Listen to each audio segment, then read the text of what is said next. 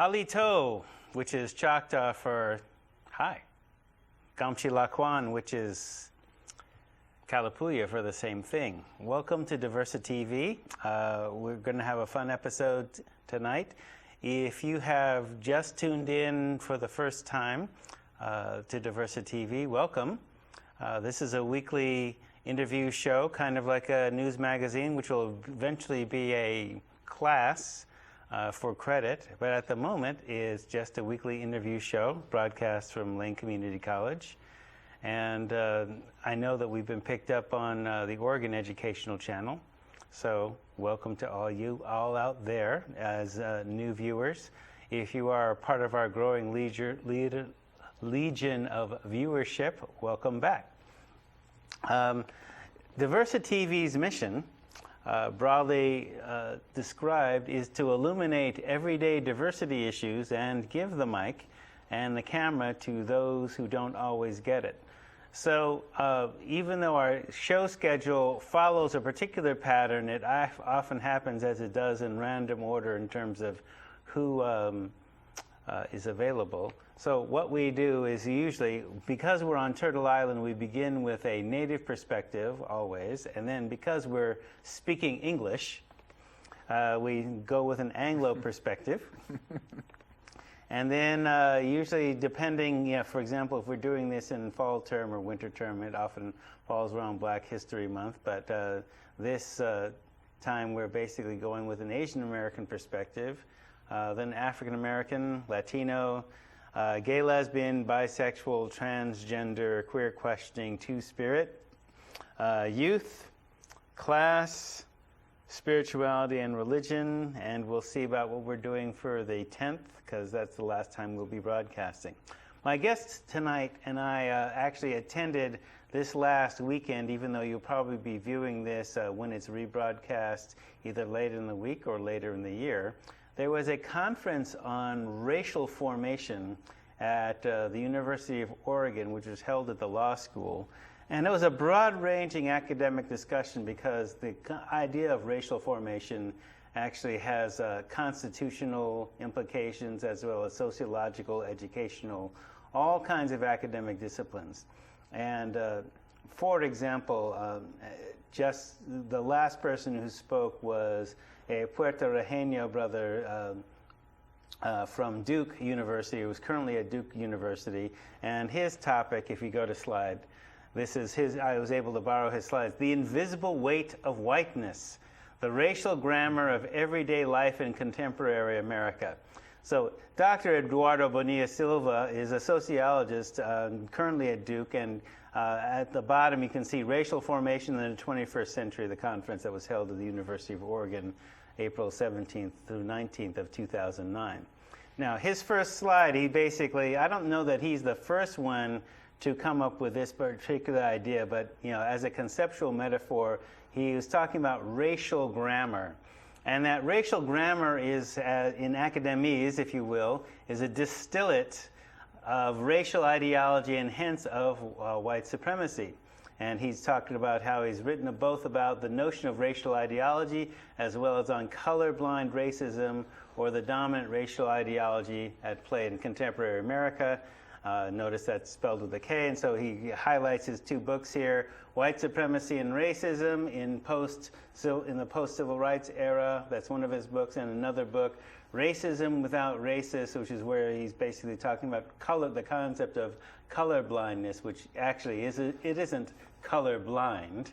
It just simply has a particular grammar. So he says that racial grammar provides logic, quote unquote, and rules of proper composition of racial statements. And he also adds of what can be seen and even felt as a result of those statements, and the thoughts behind them, and the actions that follow them. Albeit linguists teach grammar, grammar is mostly acquired through social interaction and communication. He's basically saying, so it is our discourse on race. No grammar dominates completely any linguistic field, so by extension then, there are always breaks and challenges and alternative grammars, and so of course, as with racial grammar, there's also all kinds of different alternative conceptions depending on your race or your political ideology or education or any number of things. So I like to think in terms of memes, which was news to my doctoral committee something like 15 years ago. They'd never heard of the concept, and by then it was an old concept in 1995. Sure. Things kind of filter very slowly into academe. But the idea of what a meme is, and then by the construct I use of mimetic engineering, a meme is like a virus of the mind, which can infect an open mind and begin replicating much like a biological virus. As the smallest unit of replicating thought, a meme can have an influence beyond its small size. So memes are transmitted like viruses through any form of human communication: languages, images, art, technology, beliefs, spirituality, religion, and therefore race as a meme is, of course, is communicated through all those kind of vehicles. So once you understand the concept, you can detect memes in operation and also cause a few of your own. Because, for example, just like if you're on the influence of a cold or a flu virus, you kind of get delirious. And if you're under the influence of the meme of any kind of racial superiority, but in this case, America, white supremacy, then you can also make certain statements without necessarily being conscious of them as well. So memes accrete, that is, they combine and grow to become viral ideas, and thus can take on a life of their own once they find new environments. And of course, they can change according to their environment. So in this sense, memes aren't good or bad, they're successful or not. So the meme of the flat earth, there's still people that believe in the flat earth, even though we're in the 21st century. And just because we have an African-American president does not mean we're post-racial or post-racism. That's not, at all the case. So as a virus evolves in relationship to its host, it learns not to kill its host, and basically doing successful replication without being toxic, and so it is also with memes. So for example, just using the name Barack Hussein Obama, all right? So when you saw people during the presidential campaign using that name in that way, Barack Hussein Obama, then that's a racial grammar right there. And here's how it is, and because we can see how the discourse follows. Barack Obama is a funny name. Now, where is it a funny name? And who considers it a funny name? That's kind of like Loretta Lynn saying, Michael Dukakis, what kind of a name is that? Like, well, wait a minute. Who are you? Loretta Lynn? How's that not a funny name? But, okay. It all depends on what you consider normal. Barack Obama is an un-American name. Oh, let me see your birth certificate. Those kind of things.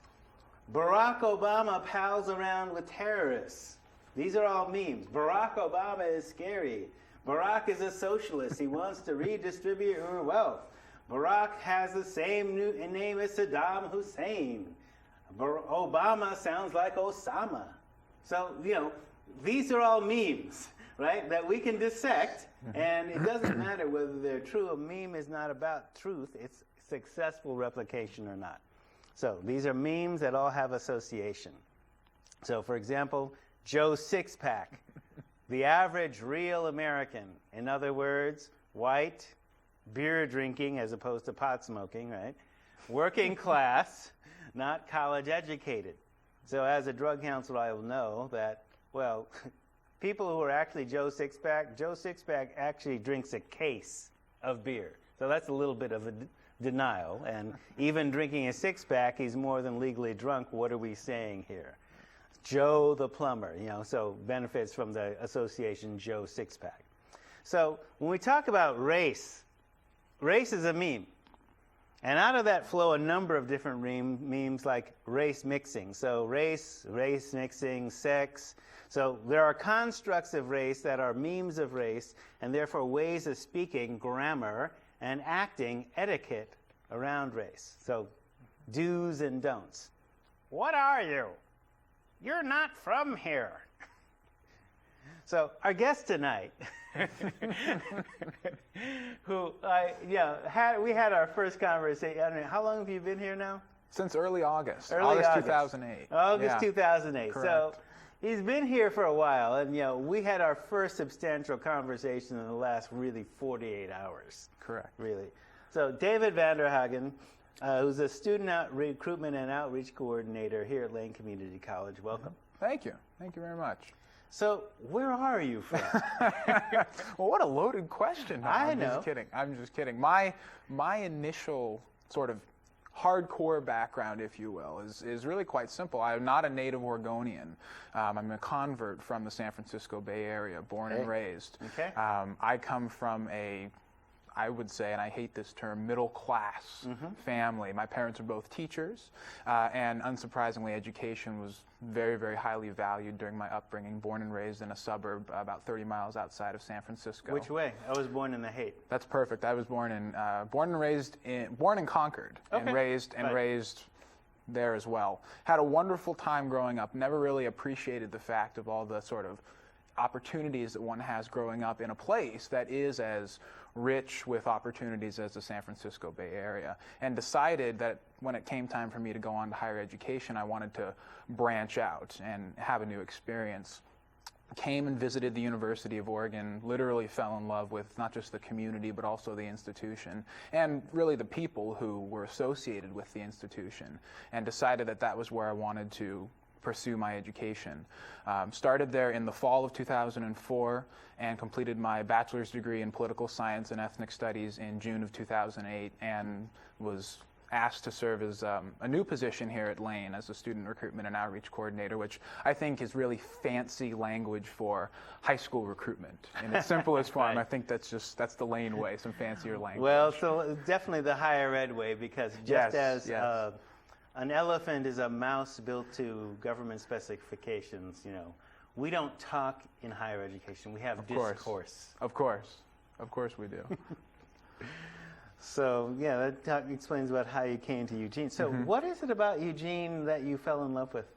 Well, I initially first reacted to the fact that Eugene had a lot of the characteristics of what I was comfortable with. It reminded me a lot of where I was from in terms of the elements, everything from schools to parks to access to natural beauty, fairly condensed area, but the ability to get to and from different parts of your county pretty easily. Good infrastructure, for relatively friendly people, and sort of a core institution that brings everybody together. In Concord, it's a combination of things, education and government as well. Here, of course, in Eugene, from my perspective, it was the University of Oregon. I was drawn in by the fact that I didn't really know what I wanted to do with the rest of my life, as I would argue almost no 17 or 18-year-old probably does or should, maybe for that matter. They want to save the world. Or something. Right, exactly. Something ambitious, of course. But I knew that I could find something that would pique my interest and give me a chance to really explore at the U of O. And I was absolutely right. I was very fortunate to have access to instructors and programs who really preached autonomy, and they also preached finding not just something you enjoyed, but something you were passionate about. And those sometimes are two very, very different things. I was fortunate to find discipline in political science where I studied oftentimes the issues and the failures of American politics and how those issues have changed over time and will continue to change over time. And the same thing happened in my ethnic studies discipline. I initially declared as an ethnic studies major later than I declared my political science major, about the beginning of my sophomore year. And I initially declared an ethnic studies because as I left the San Francisco Bay Area and came to Eugene, Oregon, I realized that I was now in a position where I could self-identify as a person of color. I had never self-identified as a person of color growing up in the San Francisco Bay Area. And this is not a good thing or a bad thing in any regard. This is just a notice I had made, an observation. It was an interesting transition in my sort of internal thinking. I really took some time to think, if this is a change that I've noticed, this is likely something else that other folks have taken note of as well. And I wanted to explore that. So logically, I was drawn to ethnic studies. At that time, I thought I wanted to go into federal law enforcement. I thought I wanted to be a special agent for the CIA, for the FBI. Right.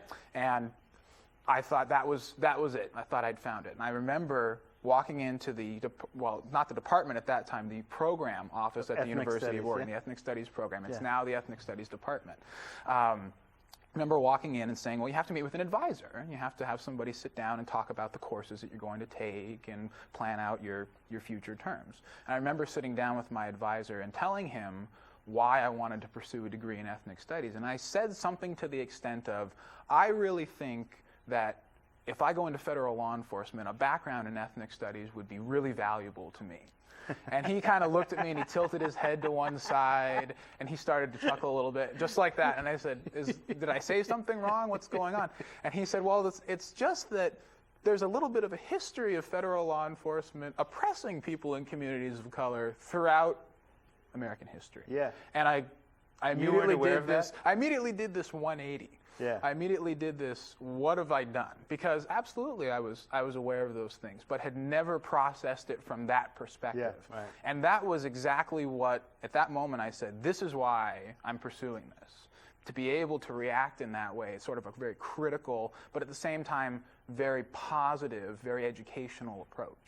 And unsurprisingly, took a very passionate interest in dealing with one of federal law enforcement's biggest issues historically, and likely is a problem that will continue to plague law enforcement and folks like yourself who work with folks coming out of rehab, addiction, things like that. And that is the drug problem. Right. The drug problem, which to me is one of the most significant issues facing people in communities of color in the United States today.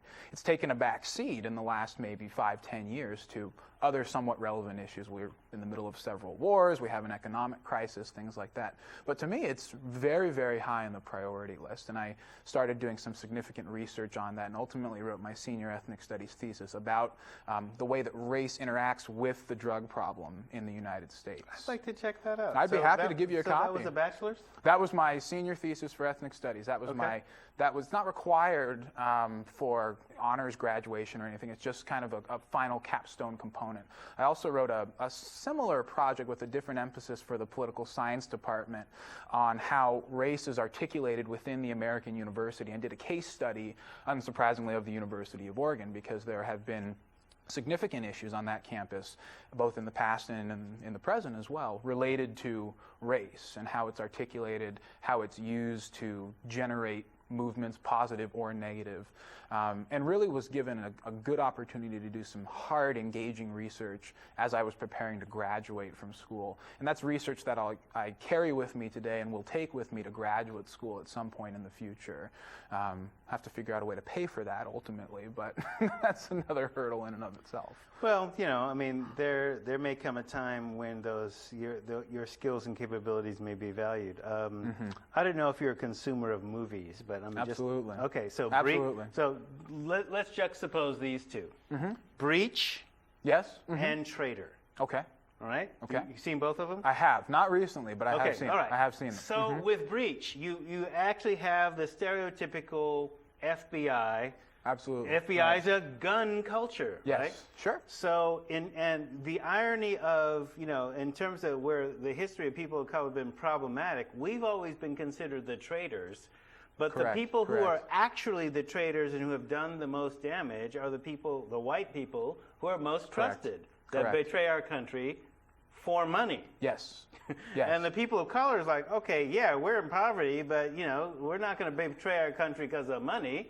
We don't even betray our country when our country betrays us so much. You know, but when we basically say, look, you know, you say you're this and this and this, and when you don't act in that particular way, when you act in a way that's consistent with, like, you know, racist ideology, instead of, you know, we're being a level playing field and, you know, merit and all that kind of stuff, when we call you into question, we're called traitors. Correct. All right. Yeah. So yes, your skills would have been valued in the intelligence community, and I myself have experienced, you know, being recruited by several different, law enforcement agencies, at various levels, and going, look, if you're not really going to do the real work, okay, as in terms of the drug stuff, if you're not really going to go after the real users of drugs equally, and not just bust the black street dealers, but bust the white stockbrokers who are consuming 80% of the drugs and are driving the drug trade, what are we doing here? That's right. Yeah. Not much is not the much, answer. right? Not much, and you're just so there's that piece. So if they were going to use someone with your multicultural background, and we'll get into that in a second. Sure. But it was only after 9/11 that they even got to the idea that they could actually recruit somebody like Don Cheadle's character to work in a subcell. Like, you should have been doing that a long time ago if you were going to do that. But, they wouldn't. It would not occur to them, except maybe in Hollywood. But, there may be people like that. But, they wouldn't use those capabilities. Now, they, of course, what we know certainly from the COINTEL profiles, they were certainly willing to put, police agents with Martin Luther King and Malcolm X, et cetera, not to protect them from being assassinated, but... Exactly. Yes. But, there's neither here nor there. So, I could see, even with, CIA coming to, the University of Oregon campus regularly as they did to recruit people, that they might make a pass at you. You don't have to confirm or deny, because I don't want to get killed. I don't want that either. So, what are your bloodlines? Well, my mother was born and raised in Shanghai. Okay.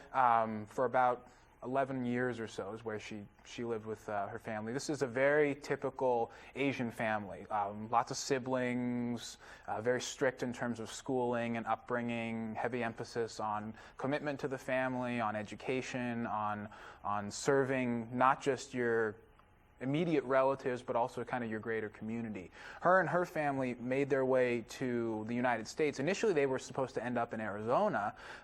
My grandmother would receive some sort of a tip that San Francisco was a better place to go than Arizona, so they ended up in, and having lived there, I'm sure you'd agree with that, they ended up in San Francisco. My grandmother married an Englishman who was a soccer player and was on a touring team that was playing in that particular part of China and was just completely encapsulated. They fell in love, got married, eventually came to the United States. My mother married my father, who has English and Dutch ancestry, and it's very likely that some of his ancestors had a role in colonizing various parts of Africa, which, for all intents and purposes, I like to think may have some influence over the way that I happen to look, because when I tell people my bloodlines and when they hear my last name, there's this kind of double take that happens. They say, well, you have a more or less white last name, but you have kind of a darker complexion and dark hair, and you have Asian heritage, but you certainly don't seem to look like that, because of course there's a mode and a model that every Asian person has to fit, which is a whole nother issue. Well, I mean, again, that goes along with the meme of racial grammar, racial etiquette, Absolutely. I mean, that's why I phrased the question that way, bloodlines. Correct. Right? Not the box you check. So I wanted everything in terms of, breeding, race mixing, sex, Exactly. All right, but in a positive context. So, not that we really needed a little history lesson, but this is DiversiTV. So sure, there were Africans actually going up into the Netherlands as part of, as early as, the Dutch didn't have to go down and colonize the Africans. The Africans came up to the Dutch already during, as part of the Spanish Inquisition. The black Christian Spaniards, because the Inquisition really was about race cleansing. Not the Moors weren't the only ones being expelled, but also Sephardic Jews and black Catholics. So they go up into the Holy Roman Empire, which included Holland, Luxembourg, Austria, Germany, et cetera, which is why, Schwarzenegger, black and from Africa, Schwarzkopf, et cetera, I mean, all those folks. Of course. Now, when I first saw you, even way back in August, I'm thinking, who's the brother? 'Cause Yeah. he looks like Right. Colin Powell. Yes, I've had that before. I've Right, heard, you're right. I've heard Okay. Colin Powell, and in the spirit of the NBA playoffs, I recently heard Brandon Roy. Okay. So. All right. Right. So I'm thinking, okay, well, if he's a brother, how come he ain't, giving me the nod or Sure, whatever? So sure. it's like, oh, well, that ain't the box he's checking exactly. So I'm thinking, all right, well, I'll, someday, because I'm busy, we're all busy. I Absolutely. figure, oh, that's the guy that replaced Karen, Right. yada yada yada. Okay, so eventually we'll run into each other, Sure. one way or Sure. the other, right? So, sure, but then I should have, just taken the initiative to ask you then and find out, okay, is this the brother or whatever? Yeah. But, Right. yeah, so the whole issue of racial etiquette that, Absolutely. that we're making Absolutely. visible just so people get where we're going. So interestingly, you say, and I could see why you would say this, in the Bay Area, what you are is less an issue.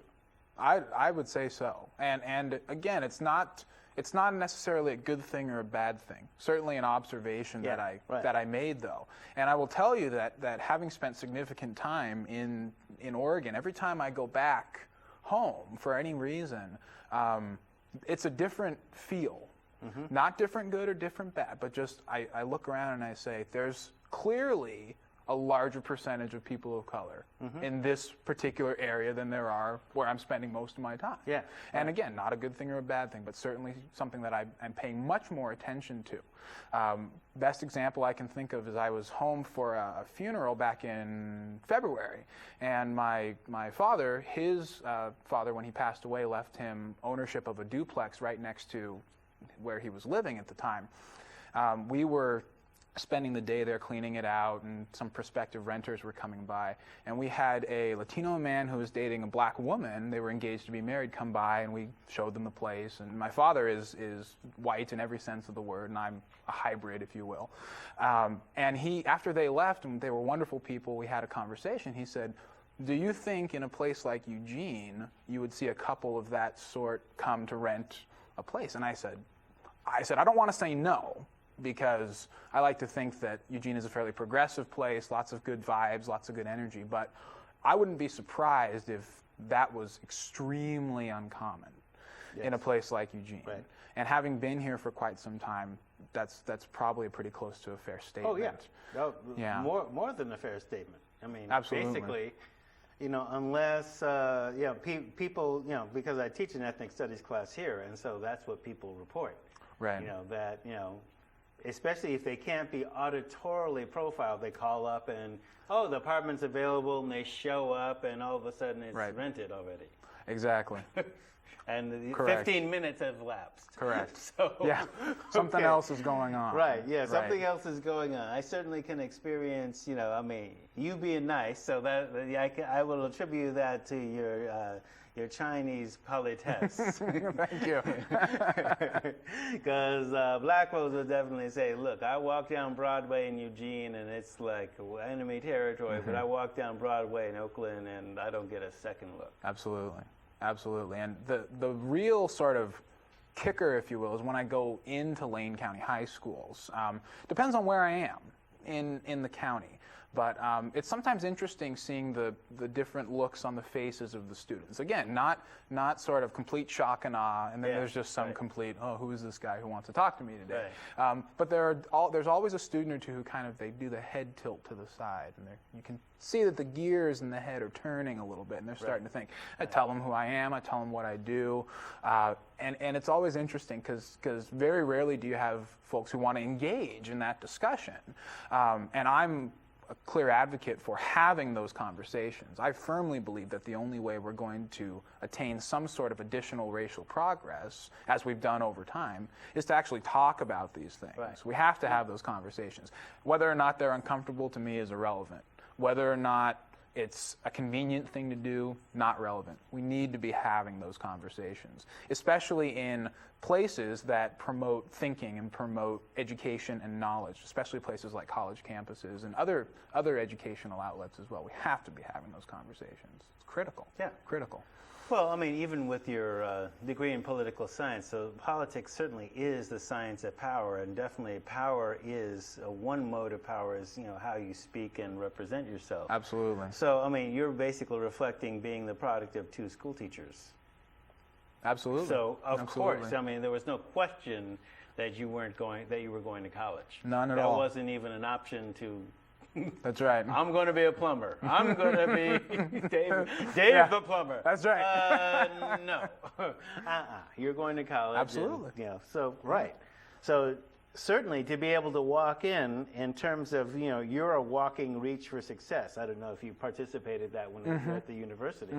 But certainly observing, being here 25 years and observing, the process Correct. of having that program become institutionalized, and then the continual outreach that may or may not happen with schools, not from the university's end, but basically I remember doing some work with 4J as a consultant where there were counselors at the time, white counselors, that felt that there was a stigma with that program. Like, wait a minute, what's stigmatic about kids of color going to college? Right.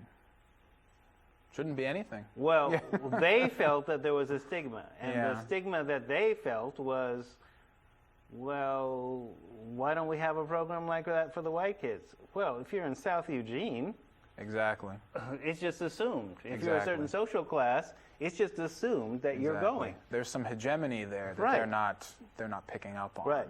And again, not to point fingers and not to say that you're ignorant, but certainly an area where there's an opportunity for learning Right. and an opportunity for additional education on their part. Right.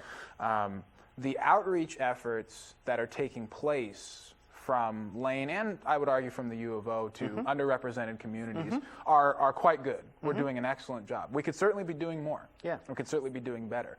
But I will tell you, in my previous life as a student worker at the U of O, where I really developed a passion for working with students and undergraduate recruiting and that sort of thing, we had a separate group of tour guides who did everything the quote-unquote regular tour guides did, but they focused their efforts on reaching out to underrepresented students, which in the state of Oregon are, without question, students of color. And I one time had a relatively smart fellow on one of my campus tours. I was explaining to him the difference between what multicultural recruiters did and regular student ambassadors did. And he asked me a very, very good question that I've pondered for quite some time. He said, what does it say about the University of Oregon that it needs to have a special group of students to reach out to underrepresented students? And my initial reaction was to think, well, it says that we care about diversity. But I think it also says indirectly that the University of Oregon, at least when I was there, and to a degree still, needs more students of color. And this is our way of communicating that message to the greater community. Yeah. Other institutions in places like the San Francisco Bay Area, Southern California, Portland, maybe Seattle, perhaps those institutions don't need to have special groups of student workers to reach out to underrepresented students. It has to do with geography, clearly. It has to do with the students' upbringing and the type of school district they attend. But it was one of the more provocative questions I ever ran into during my time as a student worker. And every time I think about doing something related to reaching out to underrepresented students, I kind of go back to that moment. And I think, what are we doing? And not just what are we doing, but how are we doing it? And are the voices that we're bringing into this particular effort, are those voices the right ones? But then again, the question becomes, who has the power to determine what's right, what should be included, what shouldn't, that sort of thing. Right. And are we doing this work in a way that is both appropriate for the demographic that we're targeting, but more importantly, are we meeting the needs of the college? Because the word diversity is built into our core values. It's built into the things that we strive for and demand as participants in this institution that is Lane Community College. Are we doing it in a way that's really fulfilling the goals of the institution while still maintaining an emphasis on that outreach effort, that communication, that work to underrepresented students? The answer probably varies in time and place, and it varies depending on who you're working with and the type of program. But my short answer is always, we're doing well, there's always room to do more. So I need to not so much deconstruct, but this is educational television, all right? So let's take your statements of the last 5 minutes and expand upon them for a second. Certainly. Because you're right. You're absolutely correct. I am not disagreeing with you in any way, shape, or form. And you're the perfect hire for this position. Thank you. And, Thank you. So the piece, because, if I were doing this, I would basically have to overcome my appearance, which is confrontative to a lot of folks. Yes. You yes. know, because it's clearly, well, what, I mean, I get this from clients who, whether they're identified as supremacists or not, it's intimidating. Yes. Okay, and Sure. what? You're college educated and you're intimidating, right? And so that's another, they're not Absolutely. expecting Mark Harris to look like Mark Harris when I'm on make appointments on the phone. Absolutely. They walk in and, Yes. come on, There's- it's okay. Yeah. Just come forward. It's all Yeah. right. You're not gonna bite or Not gonna anything. bite. It's like. Right. Right. So part of that exotic piece, right? To name that, right? That reaction. He's something, but but okay. Yeah. And Right. you're always you're well-spoken, articulate, et cetera, and that's normal given your upbringing, Sure. where you came from. Sure. You always dress well, because whatever I see you is always suit and tie. Like, Typically. where's your tie? Yeah, where's the tie? I know. Well, Okay. I only had to go in front of middle school students today. If it were high school students, we'd have a tie. So, yes, we should be doing that. And the reason the University of Oregon is doing that is because part of its legacy, it has to Right. make that extra effort that San Francisco State or UC Berkeley does not have to do. Sure. But they also have to do those kind of things too. So let's look at your racial grammar for a second, because y'all didn't necessarily catch that, and y'all didn't hear. But I'm just going to put this on Front Street because I bet that's what you said. So tell me if I'm wrong. You said regular recruiters and multicultural recruiters. Absolutely. I certainly did. So regular can be equated with generic or mainstream, Sure. i.e. white. Sure. Okay? Absolutely. So the question could be asked, why don't the white recruiters feel comfortable There you go. going to students of color, just like the white counselors who are supposed to be into everybody's success in the high schools? Why or do they feel a stigma about Reach for Success? Right. Absolutely. Absolutely. Because, this is no longer so much the case at South Eugene. Well, I'm just naming the school because this particular student happened to be at that school. She was a rites of passage student. Correct. So she was raised by two college-educated parents, and she wanted to go to law school because her white friends were going to law school or medical school. All right? And she goes to a counselor, and, just like her white girlfriends had gone to do, and she said, I want to go to law school. And the counselor tried to talk her into just simply getting her GED and pursuing something else like being a nurse's aide. Yeah. When she said, no, law school. Right. And she had the grades. I'm sure. Yeah. So, the piece that I did as a follow-up and mentioning that, look, I'm not trying to make South look bad, because I know you're not saying that to some, let's name your particular lawyer. Yeah. your marquee law firm. Right. I know you're not saying that to their kid, right? You are preparing them to go to Harvard or Princeton or UC or wherever, okay? You're preparing them to do that. So why weren't you doing that with her? So a very simple intervention to say, oh, you want to be like Constance Baker Motley. Well, who's that? Well, how come you don't know about the highest-ranking black female judge who was, on the team with Thurgood Marshall doing Brown v. Board of Education? Why don't you know that? And she was alive then. Sure. Yeah. Seems simple. What? Well, it's not February in Black History Month? You didn't see her postage stamp or whatever? I mean, come on. So just a little bit of education. I mean, that's what I'm doing. Absolutely. And I'm also doing that for whatever ethnic minority role model. Okay, let's find one. Right. Okay, what is the kid's highest aspiration? Yeah, you can do this. We can do this. Absolutely. I mean, it's very simple. Yeah. Even if it's a poor white kid. Look, yes, it's possible for you to attain whatever you want to do. Right? So the regular recruiters, the multicultural recruiters, at the very lowest level, the difference is one's willing and expected to do outreach and the other is not. Right. And comfortable with doing that. Correct. So where does that comfort come from? Correct. And why has it lasted over time? Okay. So if white privilege means anything, it's being, well, I can be uncomfortable. I can feel that uncomfort and not feel like I have to change anything about it. That's what it means in a functional way. Absolutely. Not to point the finger, be pejorative, or be unpleasant about it, but that's what it means. And I don't have the option of not treating skinheads when they and they come to me. Yes, I'm from sure. prison. Yeah. So I understand. Look, I know I look intimidating to you, and look, it's not even about. Of course, you had to join that gang to survive. You couldn't join the Nation of Islam. You couldn't join the Mexican Mafia. So I understand that in prison that might be a survival choice. Here you are. I'm trying to help you get through this place when you haven't been in school since, well, you didn't finish high school. Right. So now you're trying to be in community college and you want to be trained as a drug counselor? Yeah. I'm not going to say that that's not possible because I've seen where it is. But it's the same kind of stretch, except absolutely for most of those folks, it's an easier stretch dealing with these kids of color than it is for me dealing with the white supremacists out of the gangs. Sure. And if I have to be confident with them, why can't they be confident with regular folk? Right. It's that simple. Absolutely. Yeah. So in terms of your ethnic studies work, how did that prepare you to have this conversation, you think?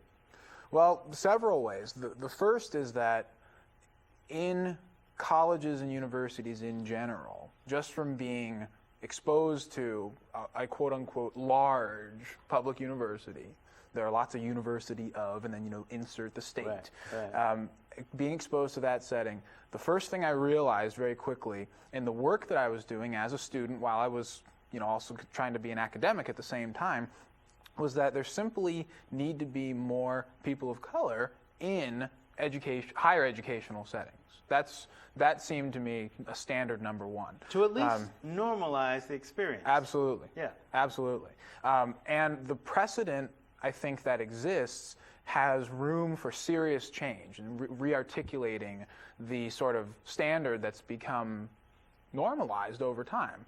There's an assumption out there in lots of communities, regardless of how you define the word underrepresented, that college is only for certain people, you're only able to get to a certain level, the system is designed not to support everybody, not to help everybody succeed. The stigmas that are out there have serious room for articulation and change. And I really think that an ethnic studies major does just that. It exposes you to successes in efforts to articulate those changes. It exposes you to unquestionably failures in those efforts. And it shows you from a different perspective than you would normally get in a different discipline. It shows you not just how to understand those changes, but to understand the motivations and the decisions behind them, and to get to know the movements that were behind them. A lot of the things that you encounter, the successes that people in communities of color have had historically, did not just fall out of the sky. A lot of these things are planned, happen over time. It showed me in general that filling the pipeline, and we're getting into some loaded terminology here. I worked on the diversity plan at the U of O. Cultural competence. Yeah, exactly. Run and hide, right? All of those things are carefully framed, and those things are put into place, not just random. People are planning where this language is placed. People are planning how that terminology is communicated and what it means in certain contexts or what it doesn't mean. And my ethnic studies work really prepared me to be much more critical of the things that I knew I would encounter and am encountering now working in a higher education setting. It's not enough from my perspective to simply say the system is where it is. It's more required, I think, and more necessary to say, why is the system where it is, and who has the power to decide where it sits and who has the power to decide how it does or doesn't impact certain communities or groups more so than others. It really provides, I think, ethnic studies just provides a more critical view on something that, whether or not people want to admit it, race really does matter. Race is significant. You didn't say that, did you? I think I did, and I think it was on television as well. The bottom line is that we have to talk about those things. And one of the things I learned very quickly is that a lot of people believe talking about diversity is the same as talking about race. And that's not necessarily true in all contexts, in all times and places. That's what we're trying to do basically by, we start with the federal 5, but right. And I think with an ethnic studies framework, students get prepared to see how race impacts every single facet of our daily lives. Whether or not we want to acknowledge it sometimes is a different story. There are times where I don't want to acknowledge it, and I consider myself fairly cognizant of those things. Believe it or not, there are times when I get tired of talking about it myself. I'm sure.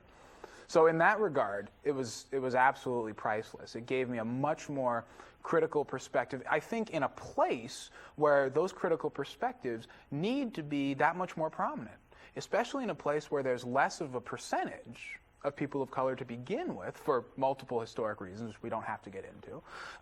But it is by design, so we can at least mention that front, that it's not an accident. Sure. Well, the state constitution didn't remove all racist language until the year 2001. Right. So there are reasons that the demographics in Oregon are what they are. And sometimes I get that question. I've had people visit from the Portland area. In the short time I've been working here at Lane, I had a mother and her daughter, both women of color, visit. And the mother pulled me aside at one point during the tour and said, I've heard rumors about Eugene and about Lane County. I've heard that this is not the safest place if you're a person of color. Can you speak to that? And I told her, I said, well, you have to realize that's not just something that happened overnight. This is a historic thing. This has been built up over time. It was very, very intriguing to have that particular conversation, and I was qualified to have it thanks to my ethnic studies framework. More qualified than I would have been without it. It was a wonderful, wonderful conversation, really enriching and healthy for me to hear that perspective from somebody who doesn't normally spend a whole lot of time in Lane County, to hear where those perceptions are in other communities. Very, very important, especially for somebody who spends a lot of time out in the public eye. Yeah. One of the reasons I really like and have been taken by the concept of memes is, like, once you talk about viruses, you can talk about genetics. Absolutely. And then in the genetics of a place, you talk with the Constitution, so that being the DNA of a place. Even if you remove the language and, you don't necessarily remove the after effects or the basic constituency of every institution that flows from the power of that Constitution. Describe your experience with the DMV. I finally broke down after I landed a position here in the state of Oregon, staying in this particular community. I finally broke down and said, it's time to get rid of my California driver's license and change my license plates to Oregon plates. And you're that sort of admitting thing. that you're staying here. I gave in. I said, I'm an Oregonian now. It's time to get that done. Drove to the DMV. I had done my homework. I haven't had always the best experiences in the DMV, so I said I'm going to fill all the forms out, get all my documentation so I can get in and out of there. I present my birth certificate, which is required now because of other reasons that we don't necessarily have to get into. I certainly could. We don't want to have that. And we don't want to be giving people who aren't paying taxes access to services. You could be one of those too. Absolutely. So I present my birth certificate. Very nice older woman behind the counter. She looks at it and it states my father's name, his place of birth, which is in the San Francisco Bay Area. It states my mother's name and her place of birth in Shanghai. And this nice older woman looks at the birth certificate and looks up at me, looks down again, she looks up at me, and she says, points to my mother's place of birth and says, "Oh, this is where you get your color from." And my initial reaction was, did you just I'm thinking in my head, I'm thinking, no, you didn't say that. You didn't just say that. But then I kind of realized I need this woman to help me finish getting my driver's license and my plates registered. So I had better take this with a grain of salt and not go Little humor, and whatever. do what I Turn on decided that not to. Van Dyken That's right. charm. I decided not to what ethnic studies majors call go ethnic studies on her. I decided not to engage her in this really rich debate about how blatantly racist what she had just said was. Right. And I simply reacted and I said, well, that's just part of my heritage. That's just, you know, part of who I am. And she said, oh, well, that's really fascinating. And she started telling me about her background, which I was unsurprisingly not interested in. Thanks for sharing. Exactly. That particular experience. Did she have a Cherokee grandmother? No. Unsurprisingly, no. Oh, okay. Unsurprisingly, no. All right. But that particular experience was both humbling and at the same time refreshing because it made me realize why I got the degree that I got, why I still, even though I'm no longer a college student, continued to read and do personal research on the things that I'm passionate about and learned about as a student, and why I ultimately want to go back to school and hopefully teach about these issues in a college-level setting someday. Very, very humbling experience, and I took a look around as I was leaving the DMV, and unsurprisingly, I was the only person of color in the DMV that morning. So something that I will always remember and will hopefully keep me away from the DMV in the state of Oregon for as long as humanly possible. Very, very, very interesting morning. I remember it probably for the rest of my life. Well, I'm certainly glad at least that now the licenses, you know, I don't have to get mine done for another That's right. 2015 or whatever. So yeah. They gave me a good 8 years or so I'm good for Yeah. at least a little while. Wow. Yeah, what else can you say, right, except for wow. So where do you see all of us, each of us at Lane, especially when we're in, say, critical positions, okay? Think about, I mean, I've been here 17 years, so I never really thought I'd be here 17 years, but okay. Right. But if you feel that you've like made a mark and you want to expand that, what do you think, and not so much leave a legacy, but you want to make some of the things that you've done permanent. Mm-hmm. What do you think have to be the minimal things for your successor? Mm-hmm. Well, I think that you want to see? Absolutely. I think my position has to establish a number of commitments to the particulars of the work that I do. We have to establish a high understanding of the importance of perception, because in its simplest form, college recruiting is really all about perception. The package is the product, unfortunately. Yes, right. And the bottom line is that if someone comes to LCC and there's cigarette butts on the ground, garbage can knocked over, broken glass, that sends a very negative message about this place. If they come here, the lawns are nicely mowed, grounds well maintained, people are smiling and friendly, sends a different message. So I'm trying to instill on the people who I work with the importance of perception. In fact, it's likely more important than fact most of the time in the work that I do. That's the first thing. The second thing is that I'm trying to instill an importance on not just the work that I do, but the way that I do it. And the way that I do it is from a much more critical perspective.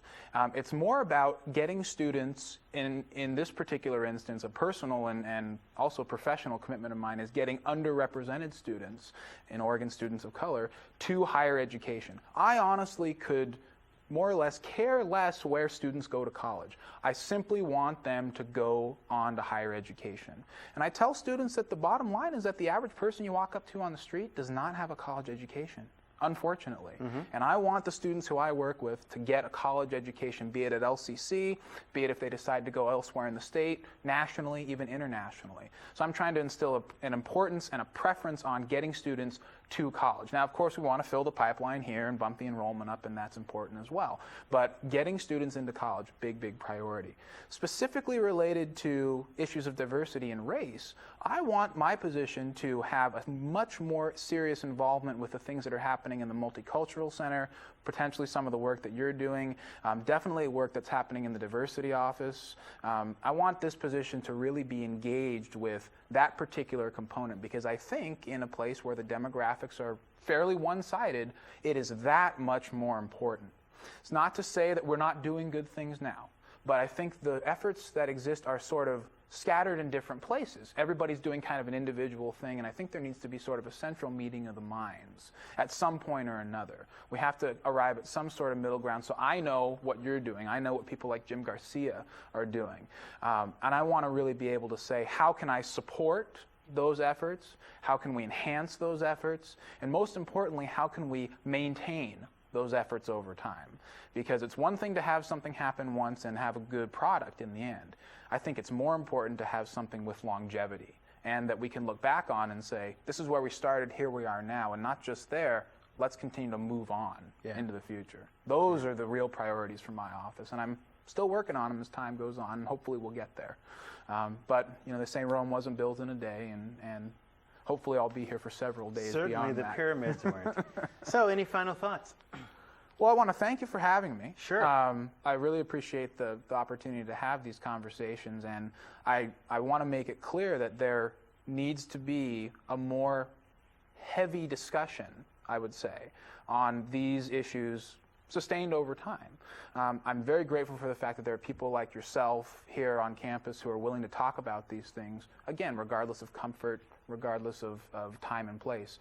But I think if we want to really articulate a better message to the community about how LCC reaches out to underrepresented students, there has to be a greater buy-in from the entire campus. Again, not to say we're not doing those things now, because we are in certain pockets, but I really appreciate the chance to have this conversation and make it clear that race matters in a lot of what we do, in particular in Lane County, Oregon, where we're trying to get more and more young people into higher education. And in particular, we also want to get mainstream, That's right. first generation college students in that environment. Because Absolutely. one of our central missions is really, look, are we educating people to work in Marcola or the world? Right. Which is it?